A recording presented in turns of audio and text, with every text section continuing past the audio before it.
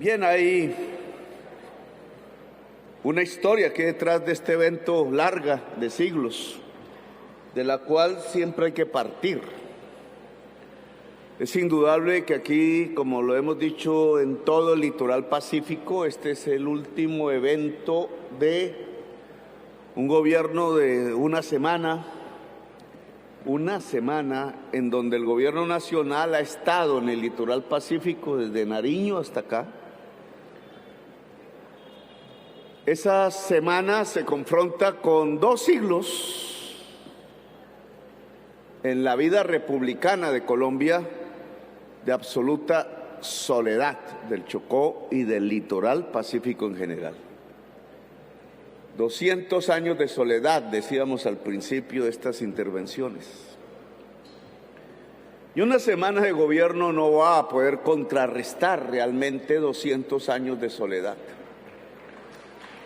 ¿Por qué esos 200 años, más antes, cuando éramos una colonia de los españoles y los españoles trajeron a muchos de los abuelos y abuelas de aquí a la fuerza de las tierras de África para sacar las riquezas de Antioquia, en primer lugar, del Cauca, del Chocó, porque iban descubriendo el oro, que era lo único que les interesaba.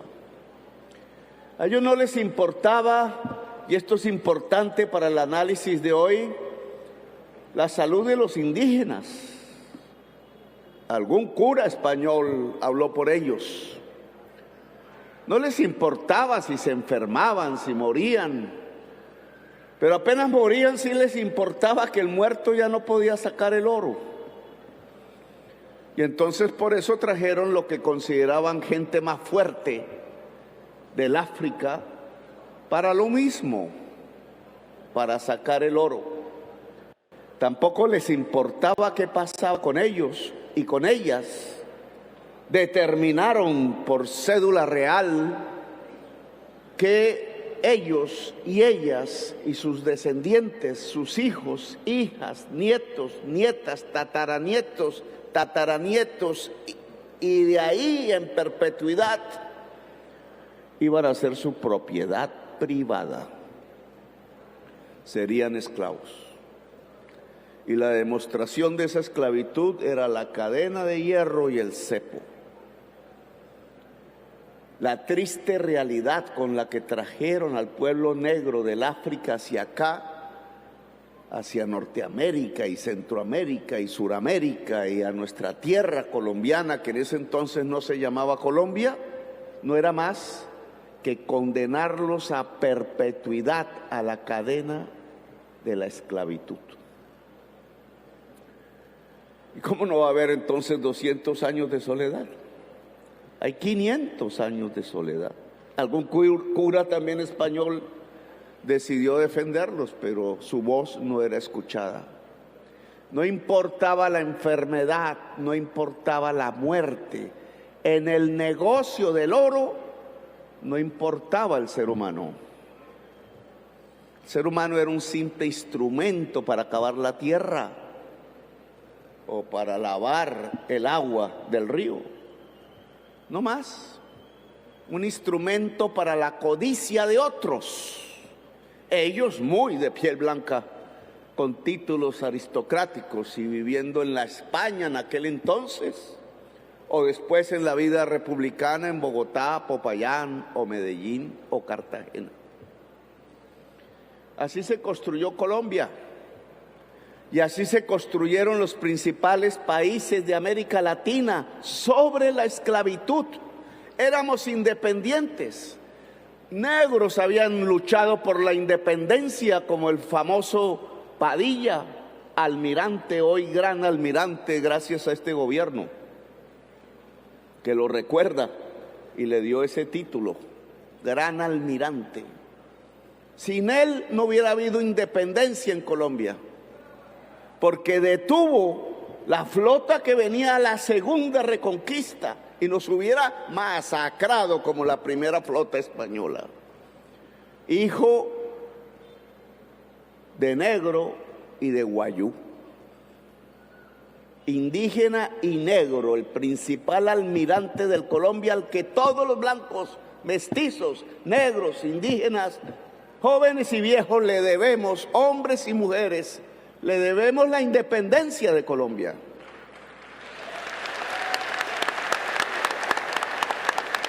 Pero sin embargo, no, eso no acabó con la desigualdad, ni el racismo, ni la mirada torva de la xenofobia.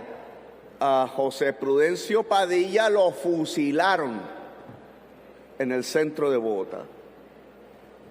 Y dicen que él fue un fusilado, héroe de la patria, fusilado por Bolívar, dicen, porque muchos le tenían bronca y hablaban mal de él porque era negro, porque no jugaba en los salones de baile de aquel entonces de la primera aristocracia nacional. Y así hemos tenido estos 200 años de soledad. Incluso hay un episodio interesante, el último que recuerdo de esa historia, que hay que escribirla una y otra vez y a profundidad. Ojalá historiadores negros y negras la escriban. Decía el Joe Arroyo, la historia negra. Pues esa historia hay que escribirla incluso desde sus raíces culturales más profundas. Pero una vez hubo aquí un presidente indígena. Fue el último oficial de Bolívar. Teniente era cuando Bolívar daba sus batallas y fue ascendiendo porque en el Ejército Libertador se podía ser libre. Era uno de los 2 lugares donde se podía hablar de libertad en Colombia. Todo el que ingresara al Ejército Libertador era libre. Por eso ingresaron tantos negros a liberarse a sí mismos a través de la lucha de la independencia. Ese indígena lo hizo y ascendió a general. Todavía no he podido conocer el primer general indígena en la actualidad, pero el Ejército Libertador lo hizo. Ese general José María Melo, porque los obreros de Bogotá, los artesanos, tratando de defenderse de los neoliberales del entonces, que querían importarlo todo para vestirse de lujo, lo eligieron presidente, el jefe del Ejército Libertador en 1851. Y fue presidente 8 meses. 8 meses, mientras se discutía cómo se liberaban los esclavos, porque aún medio siglo después de la independencia había esclavitud en Colombia. Y adivine quién lo sacó de la presidencia. Ejércitos formados en Antioquia por los dueños de las minas del oro y ejércitos formados en Popayán por los dueños de las grandes haciendas planas y fértiles al lado del río Cauca. ¿Y a quién convocaron a la guerra? A sus esclavos negros. A los peones los ataban con cadenas a las patas de los caballos y el jinete se llamaba a sí mismo general, y marcharon los ejércitos hacia Bogotá a acabar con quienes iban a decretar la libertad de los esclavos. Y le decían a los esclavos negros que tenían que empuñar una escopeta de fisto para apuntar contra quienes hablaban de la emancipación. Les decían: oiga, esos no crean en ellos, los piensan liberar, y ¿saben ustedes qué les va a pasar si son libres? Se mueren de hambre, porque es mejor ser esclavo. Y muchos negros les creyeron y dispararon contra sus hermanos en contra de la libertad. Historia de Colombia. Por eso en Popayán y en los dueños de las minas del oro de Antioquia se creó un partido muy conservador que consideraba que los seres humanos eran propiedad privada de otros seres humanos, y exigían a cambio de su liberación, y así está en la ley de la República de ese entonces, que tenían que ser indemnizados porque era su propiedad privada. Esa es la Colombia de hoy también. Cuando se liberaron entonces, ya no solo por el ejército libertador, sino porque solo rompían los cepos y salían a buscar en estas selvas profundas, diversas, hermosas, un lugar junto a un río para poner un caserío, para plantar un rancho y para tener una familia donde vivir tranquilos. Entonces las élites del gobierno colombiano durante décadas y décadas, configuradas por los hijos, los nietos y los descendientes de los dueños de esclavos, de los esclavistas, decidieron vengarse de todo este territorio, no mirándolo, abandonándolo, olvidándolo. El litoral pacífico, que hoy es la región más rica de todo el planeta Tierra, todas las costas pacíficas de las naciones son las más ricas, excepto una, la costa pacífica colombiana. ¿Por qué?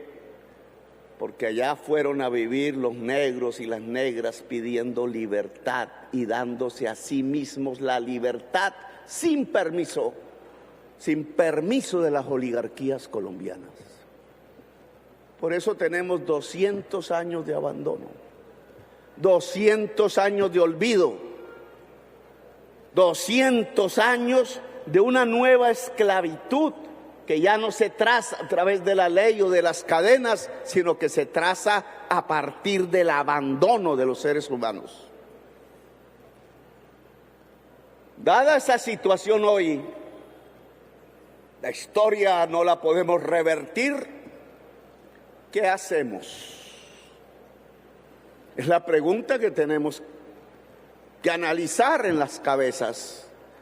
¿Permitimos otros 200 años para que nuestros hijos, nietos, bisnietos y más allá mantengan el estigma, como decía García Márquez, el estigma de los arcadios y de los aurelianos, que es la marca invisible del abandono porque se considera aún al pueblo negro esclavo, sojuzgado?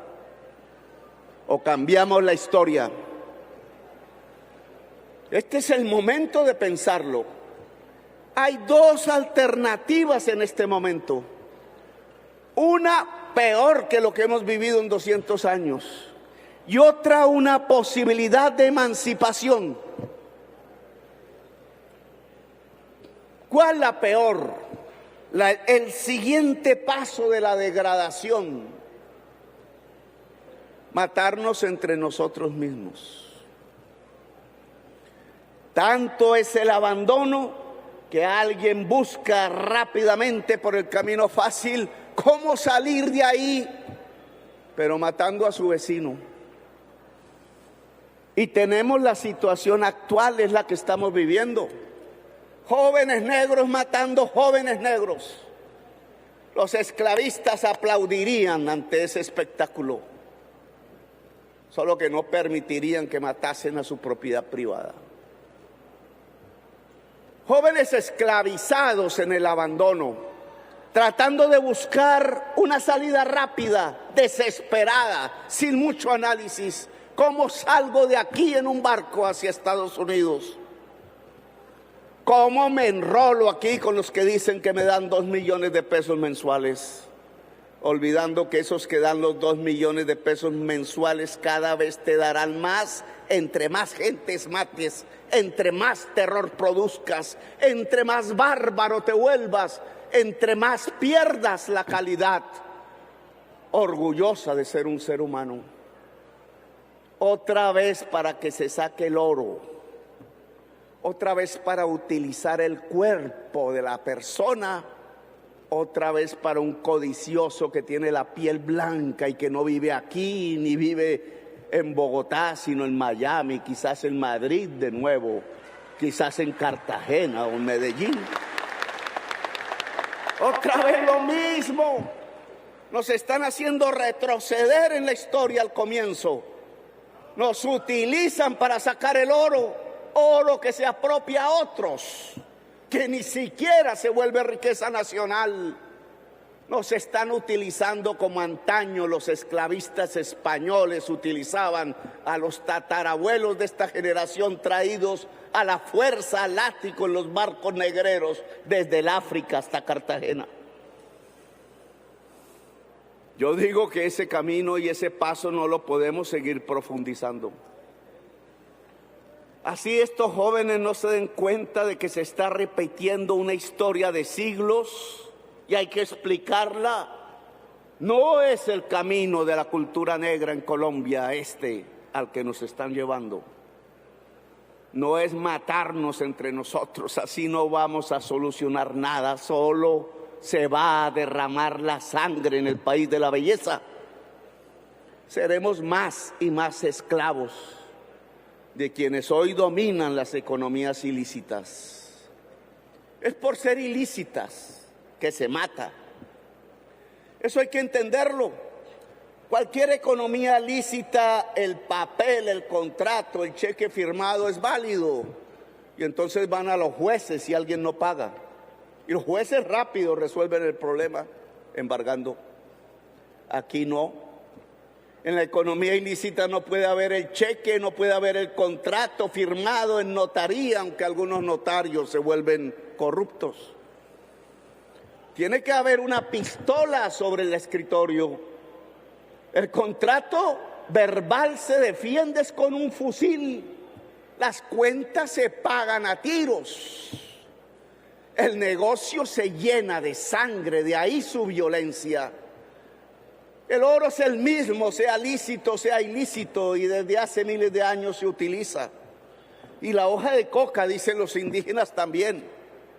El problema está en el método, en la manera, en lo que la humanidad ha creado para volverlo ilícito. Al ser ilícito se genera automáticamente la violencia. Luego, si queremos paz, si esa es la búsqueda que las mamás aquí nos han gritado, nos han dicho, han suplicado, 600 jóvenes negros asesinados en el Chocó, ¿por quiénes? Por otros jóvenes negros a lo mejor, eso no lo sabemos bien, porque no hay fiscalía que investigue eso.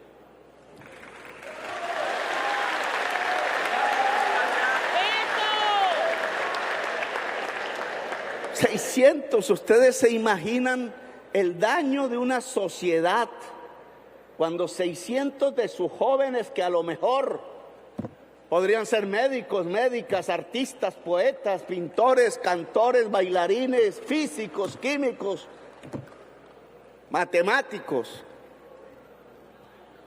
600 muertos? Lo que le pasa a esa sociedad cuando eso sucede, se está aniquilando a sí misma, se está autodestruyendo, es un suicidio, es cortarse las venas. Alguien decía que el suicidio es muy alto. Pues claro, el suicidio como tal es el efecto cuando jóvenes relativamente sensibles observan que su propia sociedad se está suicidando, la imitan, no corre la vida. No se siente el pálpito de la emancipación, sino la tristeza de la esclavitud. Ahora hay otro camino que una parte importante y mayoritaria de la sociedad del litoral pacífico ha escogido. Se escogió en las urnas. No tiene simplemente el nombre de Petro o de Francia, que somos pasajeros en esta historia. No, tiene la impronta de un deseo popular. Votaciones del 90% allá en Timbiquí y más. 98. Fueron 8,000 y picos por nosotros y 100 por los otros. Y así en la mayoría de los municipios de todo el litoral pacífico, y así fue en el Chocó, y así fue en Quibdó. Fue por Petro. Fue por el deseo de la gente de cambiar esta historia.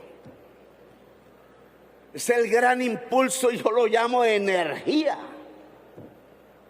Energía de una población que definitivamente quiere tomar otro rumbo, que no es la del suicidio popular, que no es la de arrodillarse al corrupto y a la mafia, que es volver a romper el cepo y la cadena con inteligencia.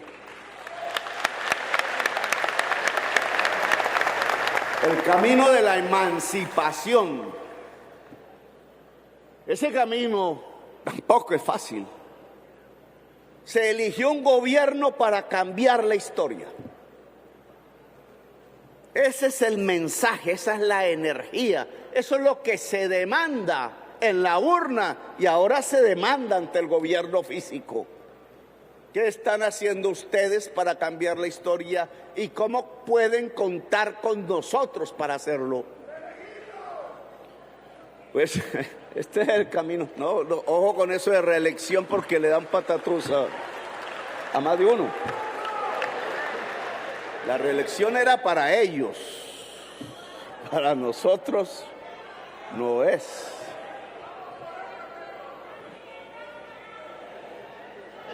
El camino de la emancipación, yo propongo, en este breve lapso de tiempo que es este gobierno elegido, cómo se realiza el cambio. Y entonces veamos, pasemos al gobierno, examinémoslo.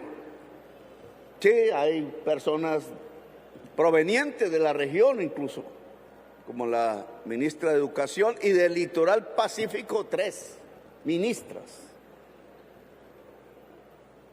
Pero ¿qué se está haciendo? Hay dos maneras de encarar el gobierno, independientemente de la historia personal, la biografía política individual de cada ministro o ministra. Hay una que es la fácil, el camino fácil. El motor de la administración se prende desde abajo por los funcionarios medios. Y pasa el tiempo. Ese es un completo error. Es un absurdo. Porque si ustedes dejan el motor en los funcionarios medios, se hace lo que se hacía antes. Y lo que se hacía antes fue abandonar el pueblo del Litoral Pacífico. Y se puede demostrar incluso con estos cuadros. Y me disculpan porque esto es lo que a mí me presentan. Y yo sé que al nombrar solo un tema, pues queda cuestionado una persona, pero veamos salud. ¿Qué es lo que me presentan aquí de salud? Dice, fortalecimiento de servicios de imagenología. O sea, me imagino que eso son las radiografías y eso, o no sé qué será exactamente.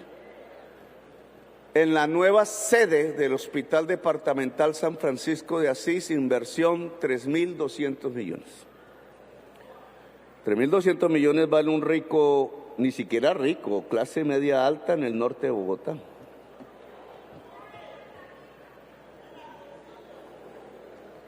No se trata de dotar un hospital de la máxima complejidad en Quibdó.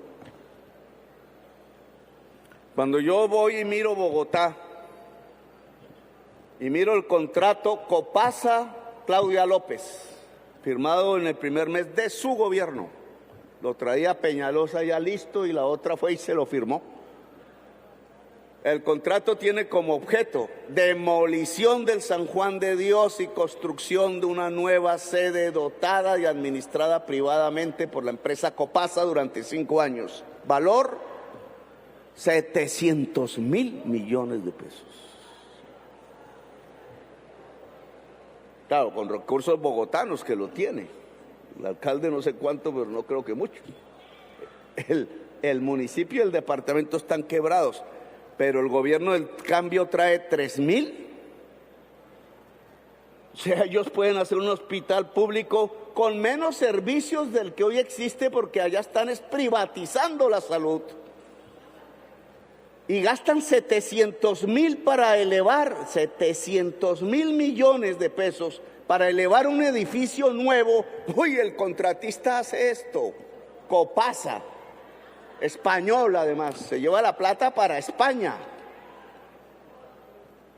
Y nosotros aquí solo 3,000, cuando aquí nunca ha habido ni siquiera un hospital que pueda llamarse como tal, con independencia del trabajo de médicos y médicas y enfermeros y enfermeras que hay aquí. O sea, no puede ser. Esto pasa porque la rueda de abajo es la que impone el ritmo. Lo mismo podría hablar de los créditos, lo mismo podría hablar de otros programas aquí. De tender una fibra óptica sin subsidio al internet, etcétera. Pero este programa, inmediatamente, si el motor va de arriba hacia abajo, es decir, es la cúpula del movimiento progresista que por primera vez gobierna, imponiendo el ritmo, tomando la audacia y las decisiones, entonces lo que hay que plantearse, como lo dije en algunos de los municipios del litoral pacífico, la construcción del hospital de Tumaco, la construcción, no digo construcción porque el edificio no es el de la culpa. El problema de la salud no está en los ladrillos, que aquí quieren cambiar cada rato porque es un jugoso contrato. El problema está en los servicios de salud. Tumaco, Buenaventura y Quibdó tienen que tener los mejores hospitales del país para resarcir la esclavitud, para resarcir los 2 siglos de abandono. Esa es la concepción que tenemos que tener. No nos la van a entregar los funcionarios de abajo, porque aquí gobernó el uribismo 25 años. Todos son de esos gobiernos.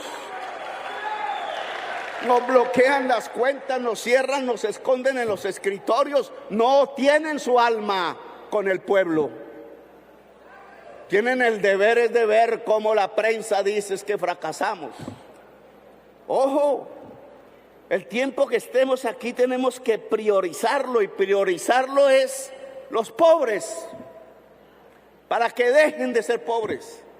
Y los pobres están en áreas concretas del territorio nacional, en las grandes ciudades y en el país, y esta es un área donde la mayoría de la población es pobre. Luego aquí se van lo mejor de nuestra energía. Aquí se prioriza que la Corte Constitucional acabó con la deducibilidad, que no acabó, sino que prohibió que no deduzcamos las regalías, y entonces hay que recortar el presupuesto. Pues no se recorta aquí, porque esta es la prioridad. Se recortan otras cosas, ministro de Transporte, ustedes saben qué, pero no aquí. Porque estas son las necesidades básicas de la gente. Voy a poner otro ejemplo. Claro, y eso implica no que esperemos que el alcalde haga el proyecto de diseño del hospital de 4º nivel de complejidad de Quibdó. Tenemos que hacer nosotros. Si no, no llega, porque no logra tener la capacidad financiera de hacer ese tipo de estudios. Tenemos que hacer nosotros. El neoliberalismo dice así, lo ha practicado durante estos 25 años. Traigan los proyectos y aquí escogemos. Los pobres no alcanzan ni a llegar a la oficina. Y así se ha construido la desigualdad territorial en Colombia. Así es como se construye. La Constitución ordena discriminación positiva, es decir, el más discriminado por la sociedad, el más privilegiado por el Estado. A practicar eso me echaron de la alcaldía de Bogotá, cuando escogimos a los recicladores, las señoras que andaban a las 4 de la mañana con sus hijos recogiéndole la basura a los bogotanos para poderla vender y vivir de eso. y por darles un salario nos sacaron. Eso fue rapidísimo. ¿Cómo le van a quitar el negocio a los ríos?, dijeron en Bogotá. Por echarnos somos presidentes, porque así es la vida. Ahora nos quieren echar otra vez. Lo advierto. El fiscal, en su desespero, porque algo ocultan, que no quieren cumplir la Constitución, algo ocultan, va a intentar coger presos e iniciar procesos a varios de ustedes, porque me está investigando a mí. Y a mí me importa un comino que me investiguen. Lo que pasa es que la Constitución dice que él no tiene la competencia para investigarme. Entonces lo hace por los lados y se burla de la Constitución y está ejerciendo una sedición.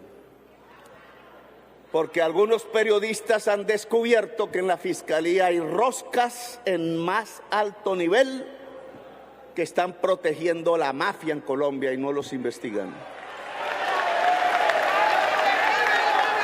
Y ese es el problema. Yo alguna vez, más joven, con más fuerza tenía, 2003 era, 42 añitos, me puse, por una casualidad, me puse a investigar si era cierto que en las cúpulas de la Fiscalía habían instancias que protegían a los criminales. En ese momento el paramilitarismo. Investigué, hice mi debate, me dijeron loco, asesino, que del M-19, que no sé qué, y todo resultó cierto y confesado. Habían usado la cúpula de la Fiscalía para proteger a los asesinos más grandes de Colombia, que dejaron más de 100.000 muertos, muchos despedazados en fosas comunes a lo largo y ancho del país. La Fiscalía, la que tenía que investigarlos y detener la masacre. ¿Cuántos del Chocó murieron en toda esa época? No, al servicio del crimen, al servicio, dándole el poder político al mafioso, encubriéndolo y por tanto entregándonos a esta era de violencia en la que estamos aún hoy y de la que tenemos que salir. Ahora vienen otra vez contra nosotros. A ellos no les importó el ñeñe financiando la campaña de Duque. Y la anterior dijeron, no, es que son donaciones a partidos. Ahora, porque hacen donaciones a nuestro partido y no los mafiosos, sino los trabajadores, entonces desatan el allanamiento y tratan de ahí construir la criminalización de que nosotros somos progresistas y nos apoyamos es en el pueblo trabajador. Hay que alistarse, por tanto. Pero eso no significa que nos llenemos de miedo y que dejemos de gobernar. Vamos a poner otro ejemplo, que no es el hospital. Estoy hablando de las condiciones básicas de existencia de la gente. La salud, el agua. ¿Quién me puede decir que es mentira que el agua potable es básica para existir? Y yo he escuchado los discursos aquí, todos, de la gente, de los gobernantes, pero no escuché hablar del acueducto de Quibdó.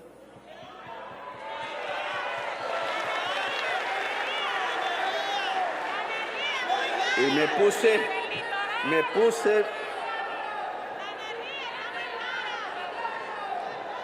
puse a averiguar, pues yo he escuchado que se necesita un acueducto para Quibdó. Y nada, como si estuviéramos ya resuelto el problema. Resulta que no hay acueducto en Quibdó sino para la mitad de la población. Y funciona mal.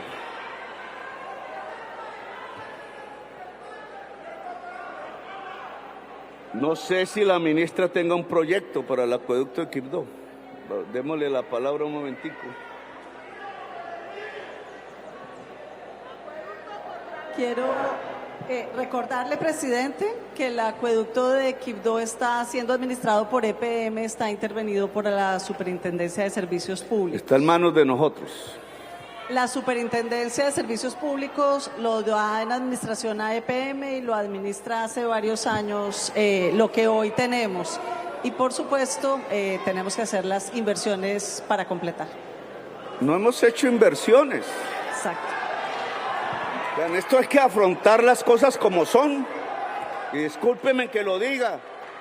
Si Quibdó es la capital más pobre de Colombia, si su mayoría de población es negra, si dijimos que íbamos a construir igualdad social hasta donde podemos, ¿cómo es que nuestro gobierno no ha asumido el acueducto de Quibdó? Entonces, ¿qué vamos a esperar hasta que nos vayamos? Y cuando nos vayamos, ¡ay, qué pena! Es que no pudimos. Eso no puede ser. La verdad, estoy desconociéndome. No puede ser, eso es lo primero. En el primer día al entrar a un despacho ministerial, lo primero que había que preguntar es eso. ¿Dónde están los acueductos de la gente pobre? Porque es el agua, la condición básica de existencia. Lo que sabemos, mal sabido, porque es los datos que se han recogido con las uñas en las administraciones locales, es que ese acueducto vale 300.000 millones de pesos. Lo que sabemos, puede que sí, puede que más o menos, 300.000 millones de pesos. Eso es lo primero que tenía que aparecer en esta hoja. No aparece. No aparece. No aparece porque aquí lo que llega es el motor del mando medio, no el motor de un gobierno que tiene que tomar las riendas.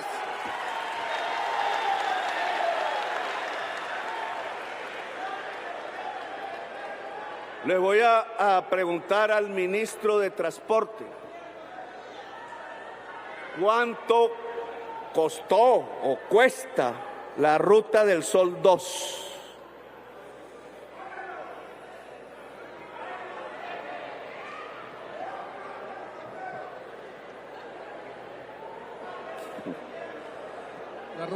La ruta del Sol 2 cuesta 7 billones de pesos. 7 billones. Entonces yo hago aquí una pregunta, a ver dónde es que está la justicia. Los gobiernos, no fuimos nosotros, decidieron meter 7 billones en pavimentar una carretera que se robó el contratista, Odebrecht. 7 billones y no pensaron en 300.000 millones de pesos para el agua potable de la gente de Quibdó. ¿Dónde está la justicia? ¿No es esto lo mismo que el racismo? En las élites de Bogotá, el señor Néstor Humberto Martínez, después fiscal general de la Nación, que sigue siéndolo y que quiere perpetuarse con los gobiernos de ese momento, no tomaron la decisión de que el dinero público se iba por esa cuantía a la Ruta del Sol 2 y le crearon vigencias futuras para que se pagara efectivamente, para que Odebrecht se lo robara. En cambio, ¿dónde están vigencias futuras el acueducto de agua potable de Quibdó? No está. Y entonces yo les pregunto, ¿cuál es la lógica del gobierno? ¿Hacerle caso a los gobernantes de antes para que se perpetúe la desigualdad territorial y para que la gente pobre sea aún más marginada del primer día en que llegamos al gobierno? ¿O esto cambia? Yo, un gobierno así, no. Yo no vine aquí para eso. Yo no vine para la burocracia, no me interesa, nunca pedí un puesto en los 20 y pico años de congresista que fui. No me pueden meter preso porque nunca me encuentran en los negociados que han hecho. Van un poco de politiqueros, eso sí, a las cárceles. Aconsejo, compañeros y compañeras de la política del Chocó, no sigan esos pasos. Terminan presos.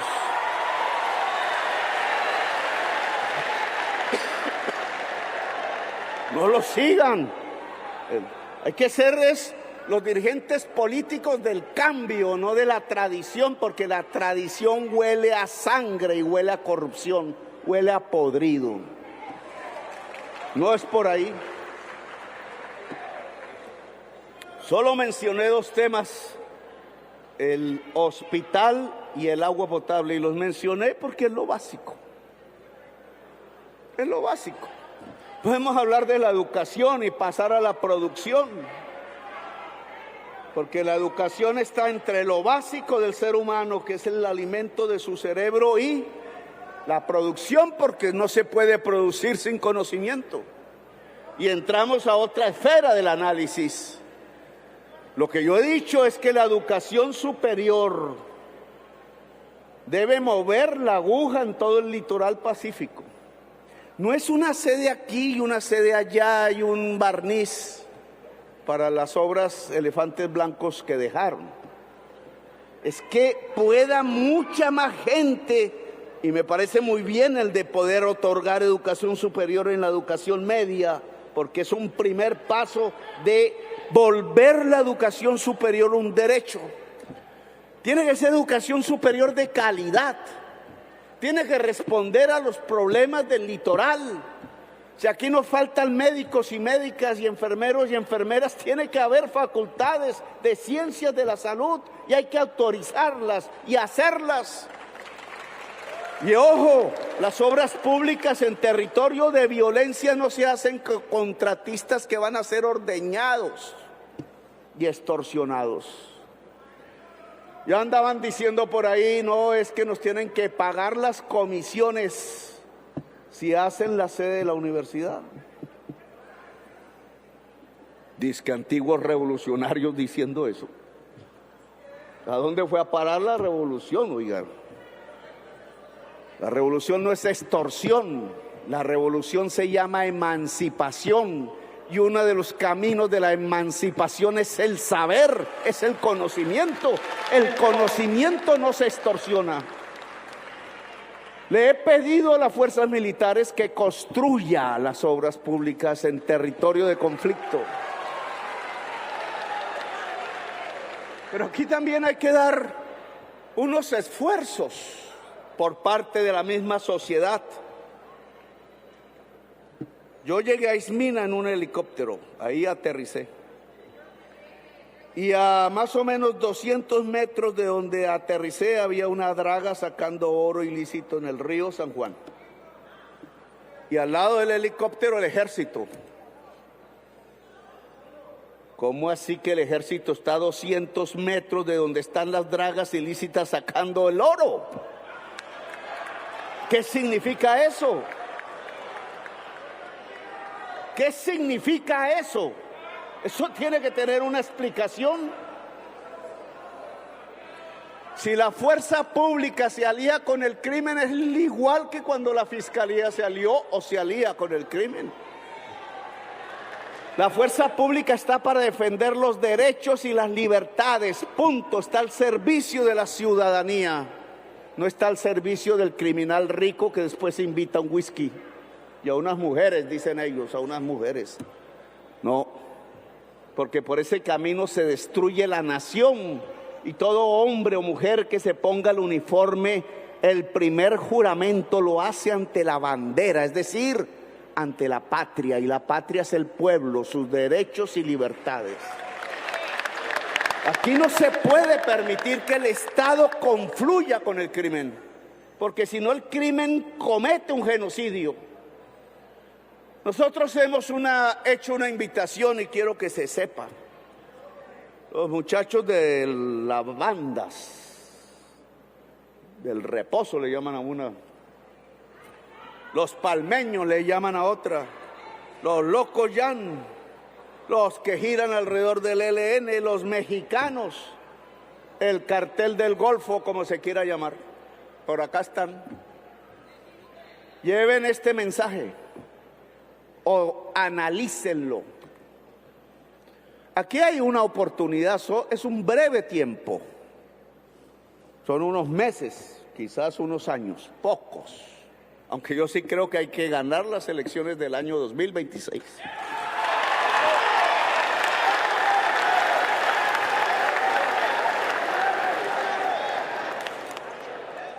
Aprovechemos este tiempo.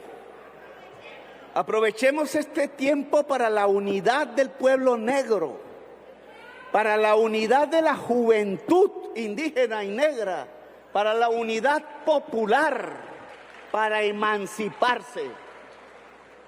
Aquí Francia ha dicho que maneja, coordina el programa de Jóvenes en Paz. Jóvenes en Paz no es un muchacho que está en una banda y dice, uy, me llegó una oportunidad, voy a coger del gobierno por aquí y del capo por allá. No. En ese juego, lo que quedan son muertos. No por culpa de nosotros. Nosotros no somos de los falsos positivos. Aquí ningún arma pública debe disparar contra un joven, como lo hicieron por miles en los gobiernos pasados. Pero implica otro compromiso, implica otra manera de entender las cosas. Vamos a desarrollar el Chocó, no en el criterio blanco y occidental, sino en el criterio como siente la gente, cómo se desarrolla de su propia cultura. ¿A quién ha hablado del tal canal? Atrato Truandó. Hablemos de eso. Yo he hablado de eso, sin conocerlo mucho. El único departamento de Colombia que tiene costas en ambos océanos es el Chocó. ¿No debería ser el más rico? ¿Qué otro departamento de Colombia puede decir eso? ¿Cuál? Bogotá. Bogotá, nuestro grave problema cuando yo era alcalde es que no podemos salir ni por río navegable. El Chocó. Y eso hace que los canales sean posibles, sean férreos, sean acuáticos. Claro que sí es posible. Claro que sí lo están pensando más de uno. Y claro que sí puede ocurrir lo mismo de la historia, como cuando se hizo el canal de Panamá. Nos quitaron a Panamá, nos la robaron, porque un poco de oligarcas bogotanos la vendió por 13 millones de dólares y se comió la plata.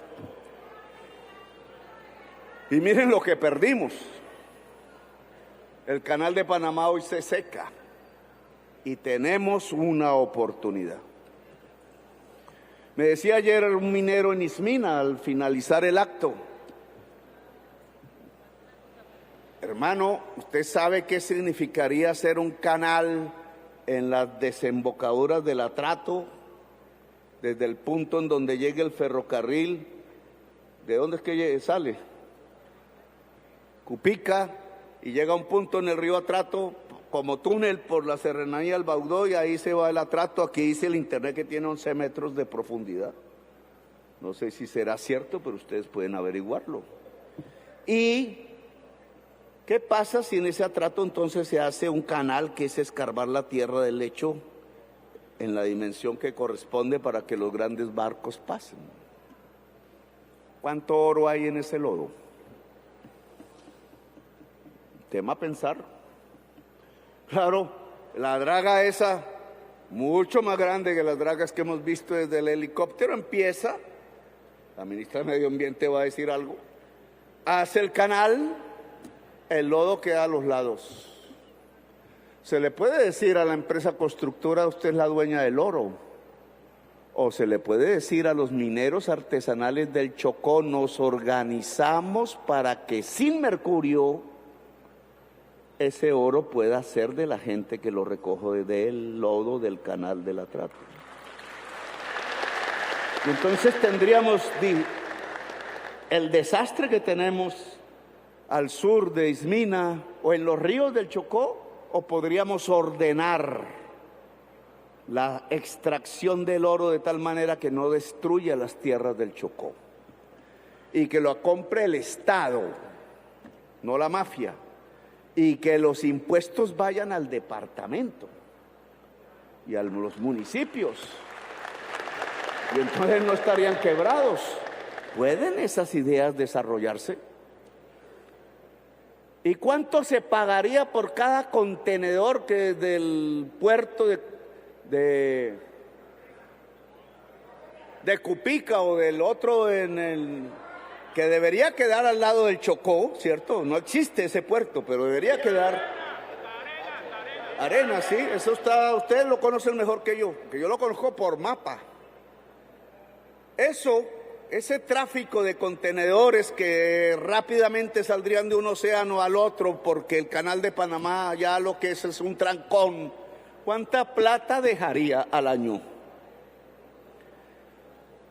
Y si esa plata es para el Chocó, primero para la zona, el Darién, segundo para el Chocó y tercero para el litoral pacífico exclusivamente, no tendríamos una base financiera casi que permanente para relanzar el desarrollo desde el punto de vista del desarrollo humano de la población del Chocó. Habría que pedir para el acueducto, para los hospitales o para las universidades, de ahí saldría todo el recurso. La población cuidándolo, obviamente, porque si no se pierde. Y yo le pregunto a las bandas, ¿no habría ahí una posibilidad de futuro inmediato? ¿No habría otro Chocó y otro litoral pacífico que permitiese el desarrollo a profundidad de los hermanitos, de las hermanitas y de los mismos integrantes de la banda? ¿Qué estamos haciendo? Matándonos entre nosotros por un sueldillo de un capo que no le interesa la vida de la gente de esta región. ¿Qué hacemos? Volver al principio del cepo y de la cadena de hierro y volvernos otra vez esclavos de los codiciosos, como hace 5 siglos, como hace 2 siglos, como hace siglo y medio, como hace apenas 10 años. ¿O somos capaces de abrir la perspectiva? ¿Qué puede producir eso? Una consulta previa, a lo que los invito. Es la población la que tiene que decir sí o no y en qué forma. Analizando, discutiendo, debatiendo. Para eso es el diálogo y el debate. Con sus autoridades, con sus organizaciones. ¿Le caminamos o no lo caminamos? Le vamos a decir al gobierno y a Petro, vamos a decirle sí, pero a cambio de que todo el recurso que se extraiga por peaje de ese canal, o como queramos llamarlo, va para el litoral pacífico en tal porcentaje, para el Darién en tal y para el Chocó en tal, punto. Yo inmediatamente dijo, lo cojo, lo metemos en el COMPES, lo metemos en el CONFIS y se vuelve ley. Claro, no lo podemos hacer en el último año del gobierno, es ahora. Luego tenemos es que tomar decisiones ahora, para bien, para mal, nos equivocamos o no. A mí me gustaría tener todo este concurso de fuerzas que hoy se matan entre sí y matan a la gente, confinan los barrios, tratando de sacar una extorsión a la señora de la tienda que está más pobre que el extorsionista. Me gustaría decirle, ¿no es este el camino para generar los ingresos? Para que mis hijos, me refiero a los hijos de ustedes, sus nietos, sus tataranietos, puedan tener futuro libre, futuro digno. Pueda haber aquí la puerta delantera de la casa que se llama Colombia. Porque ese es el cambio de chip, lo decíamos ayer. Es que al litoral pacífico, por ser negro, por ser indígena, lo convirtieron en la puerta de atrás en la historia de Colombia. El litoral pacífico es la puerta de atrás de la casa que llamamos Colombia. Y resulta ser que todos los litorales pacíficos de todas las naciones que lo tienen han convertido el litoral pacífico en la puerta de delante. Llámense en chinos o gringos, llámense en rusos o australianos, llámense en vietnamitas o japoneses, neozelandeses rubios y blancos o indígenas en el Chile austral. Todos convirtieron el Pacífico en la puerta delantera, Colombia en la trasera. porque era negra. Pues el gobierno de cambio tiene que convertir el litoral pacífico en la puerta delantera de Colombia. Ese es el objetivo. Ese es el objetivo. Y este gobierno, a pesar de las dificultades que sabemos que vamos a asumir, tiene que aprestarse como la cúpula de un mando del cambio, de la transformación de Colombia, porque de eso depende la paz, de eso depende de que no nos devolvamos a épocas de atrás, de eso depende de que pasemos a una era real de paz y de justicia social y de democracia, que seamos una nación decente como la mayoría de las naciones del mundo y que tengamos un pueblo digno que pueda desarrollarse en toda su potencialidad.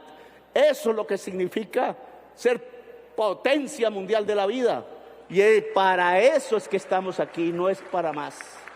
Gracias a todas y todos ustedes por haberme escuchado. Y espero sus respuestas más adelante.